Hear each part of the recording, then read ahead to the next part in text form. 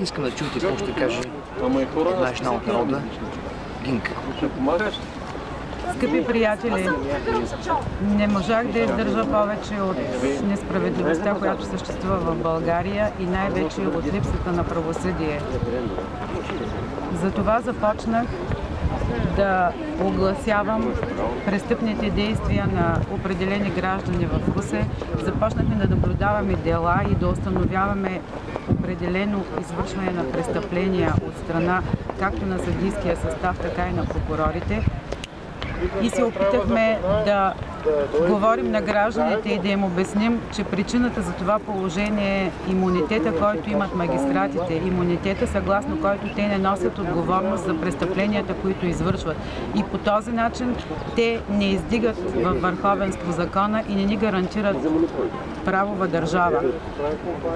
По повод на това, най-вероятно хората, които се почувстваха засегнати от моите изявления в обществото, преди 2 дни беше възпламенена къщата, в която живея, като мнението на специалистите от пожарна охрана е, че ако пожарните коли са закъснели, е можело да стане взрив.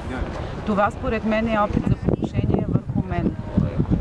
Днеска, 2 дни след пожара, получих призовка, с която съм призована на съд от Симеон Петров Рангелов, главен архитект на община Русе, във връзка с едно мое изявление по телевизия КИС, в което аз съобщих на гражданите, че в Русе се извършват престъпления във връзка с наложения от 2008 година мораториум, с който се забранява застрояването, а в Русе това се прави явно пред очите на целия град и се съсипва архитектурата на главната ни улица, и в същото време обвиних, или по-скоро изказах съмнение, че лицето Симеон Рангелов участва в организирана група за имотни измами.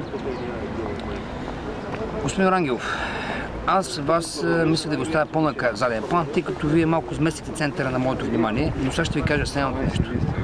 Вие може да имате много грехове, но аз ще ви заковя само с едно пиронче на стената, на срама. Вие извършихте длъжностно престъпление в съучастие с Елеонора Николова, бившия кмет на град Русе, екс-депутат от СДС, като дадохте разрешение в нарушение на така приетия градоустройствен план на те кооперации срещу ВТУ на ЕТА Вулкан. Там вие ще бъдете обвиняем и ще се получите заслуженото.